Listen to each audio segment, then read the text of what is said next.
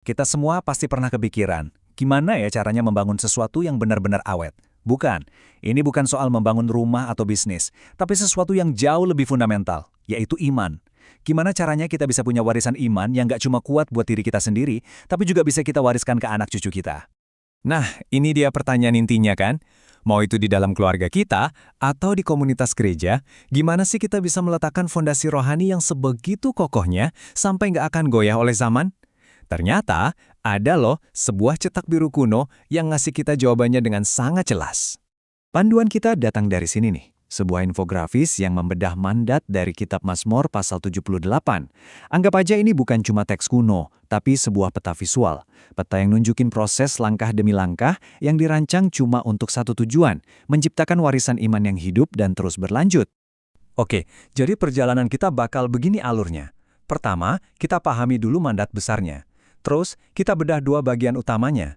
Perintah apa yang harus kita lakukan, dan hasil apa yang akan kita dapatkan. Terakhir, kita lihat gimana semua ini bisa jadi warisan yang nyata buat kita hari ini. Oke, yuk kita mulai dari kerangka besarnya dulu. Ini bukan teori yang rumit kok. Justru ini adalah panduan yang sangat praktis untuk membangun sesuatu yang abadi. Nah, yang paling menarik dari cetak biru ini adalah logikanya yang sangat jelas. Bener-bener kayak hubungan sebab akibat. Ada tindakan yang perlu kita lakukan, kita sebut aja input atau perintah, dan dari tindakan itu buahnya akan lahir secara alami. Ini yang kita sebut output atau hasil. Ini tuh kayak resep spiritual. Kalau perintahnya dijalankan dengan benar, pasti akan menghasilkan buah yang kuat. Sekarang, yuk kita selami bagian pertama dari resep ini. Ada dua input atau tindakan mendasar yang jadi fondasi dari segalanya. Tanpa dua hal ini, nggak ada yang bisa dibangun.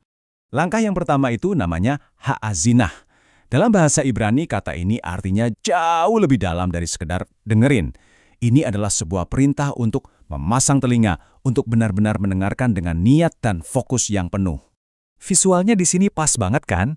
Ikon telinga ini menunjukkan sebuah tindakan sadar untuk membungkam semua gangguan lain yang ada tanda X-nya itu, supaya kita bisa fokus pada satu suara yang paling penting.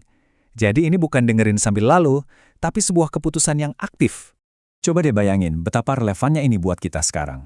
Di tengah keluarga yang terus-terusan diganggu notifikasi HP, hazina itu artinya sengaja taruh gadget dan benar-benar dengerin satu sama lain. Buat gereja, ini artinya menciptakan ruang di tengah kesibukan dunia supaya generasi muda punya kesempatan untuk mendengar firman Tuhan dengan jernih.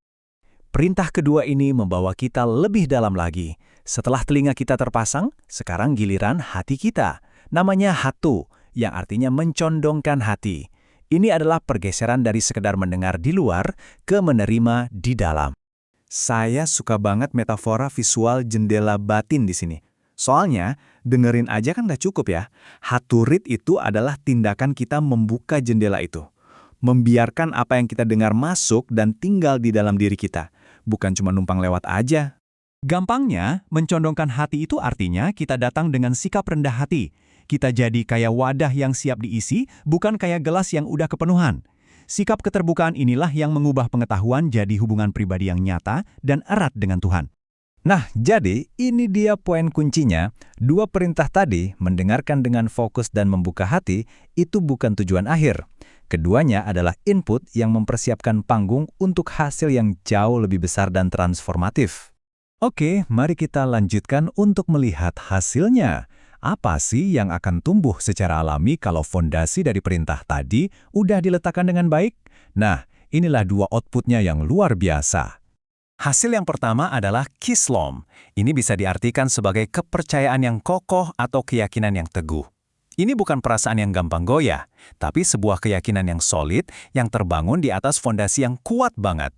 Ikon perisai ini menggambarinya dengan sempurna. Kepercayaan yang lahir dari proses mendengar dan menerima ini jadi semacam perlindungan spiritual buat kita. Ini adalah keyakinan yang mengelilingi kita, yang ngasih rasa aman dan kekuatan di tengah ketidakpastian hidup. Coba perhatikan deh. Kepercayaan ini nggak muncul dari ruang hampa. Ia adalah buah langsung dari tangan yang terbuka untuk menerima, dari hatu tadi. Proses inilah yang pada akhirnya menghasilkan hati yang utuh dan iman yang benar-benar bisa diandalkan pas lagi diuji.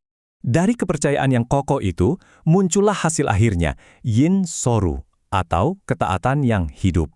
Nah, kata hidup di sini itu penting banget. Ini bukan ketaatan yang kaku dan terpaksa, tapi sesuatu yang dinamis, yang bertumbuh. Lihat deh ikon tanaman yang tumbuh ini. Ketaatan itu bukan sesuatu yang kita paksakan, melainkan sesuatu yang tumbuh secara organik dari tanah kepercayaan yang dalam. Persis kayak pohon sehat yang secara alami menghasilkan buah, iman yang sehat juga akan secara alami menghasilkan tindakan yang selaras. Dalam kehidupan sehari-hari, ketaatan yang hidup ini bakal ngubah cara kita berpikir, prioritas kita, cara kita menggunakan waktu, uang, dan energi, semuanya mulai dibentuk ulang. Bukan karena kita dipaksa oleh aturan, tapi karena didorong oleh kepercayaan yang udah tertanam kuat di dalam diri. Jadi, ayo kita satukan semuanya. Gimana caranya cetak biru kuno ini bisa jadi kenyataan yang hidup di dalam keluarga dan komunitas kita hari ini? Tabel ini ngerangkum alur sebab akibatnya dengan sempurna. Semuanya dimulai dari input. Kita sengaja mendengarkan atau ha'azina, dan kita membuka hati kita atau hetu. Dari tindakan itu lahirlah output yang nggak bisa dihindari, kepercayaan yang kokoh atau kislom, yang pada gilirannya menumbuhkan ketaatan yang hidup, yaitu yinsoru. Jadi, inilah jawabannya. Inilah kerangka kerjanya. Kalau kita ingin iman di dalam keluarga dan komunitas kita bisa bertahan lama, inilah jalannya. Ini bukan tentang menciptakan program yang rumit, tapi tentang membina sebuah budaya di mana kita sengaja mendengarkan dan membuka hati dengan keyakinan bahwa dari situlah akan tumbuh kepercayaan dan ketaatan yang sejati pada generasi berikutnya. Pada akhirnya, cetak biru ini sangatlah praktis. Warisan iman itu nggak terjadi secara kebetulan. Ia dibangun dengan sengaja, langkah demi langkah, mengikuti sebuah pola. Pertanyaannya sekarang bukan lagi bagaimana caranya, karena cetak birunya sudah ada di depan kita. Pertanyaannya adalah, apakah kita bersedia untuk mulai membangun?